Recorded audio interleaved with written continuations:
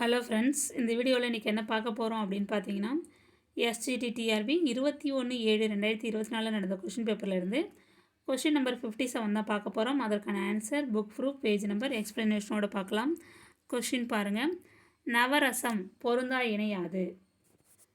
Option A அம்மை அழகு, option B நகை சமநிலை, ஆப்ஷன் சி காமம் அவலம், ஆப்ஷன் டி அச்சம் வியப்பு. சரி, இந்த கொஷின் எந்த புக்கில் இருக்குது அப்படின்னு பார்க்கலாம். கீழே பாருங்கள், இதோ கொடுத்துருக்க பாருங்கள். 9th ஸ்டாண்டர்ட் புக்கில் பேஜ் நம்பர் 11 இருக்கும். ஓகேங்களா, அதோ இருக்குது பாருங்கள். இதோ பாக்ஸில் கொடுத்துருக்கேன் பாருங்கள். இதுதான் அது.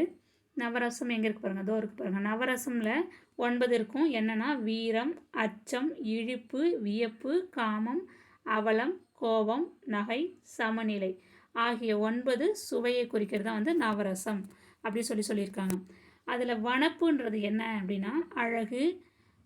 அவை அழகுன்னு சொல்ல, வனப்புன்னா அழகுன்னு சொல்லலாம். வேறு அம்மை, அழகு, தொன்மை, தோல், விருந்து, இயைபு, புலன், இழல்பு இதெல்லாம் வந்து வனப்பில் சேரும். அப்போ நீங்கள் ஆப்ஷனில் பாருங்கள், அதில் அம்மை அழகு அப்படின்னு ஒரு ஆப்ஷனில் ஒன்று இருக்குது. அது வந்து நவரசத்தை சேராது. ஓகேங்களா, அது வனப்பை சேர்ந்தது. ஓகேங்களா, அப்போ அதுதான் வந்து அதில் கரெக்டான ஆன்சர் அந்த கொஷினுக்கு. இப்போ வனப்புனா அம்மை, அழகு, தொன்மை இதெல்லாம் வந்துடும். நவரசம்னா வீரம், அச்சம், இழிப்பு, வியப்பு, காமம், அவலம், கோபம், நகை, சமநிலை ஆகிய 9 சுவை தான் வந்து நவரசம் அப்படின்னு சொல்கிறாங்க. நீங்கள் ஆப்ஷனில் பாருங்களேன்.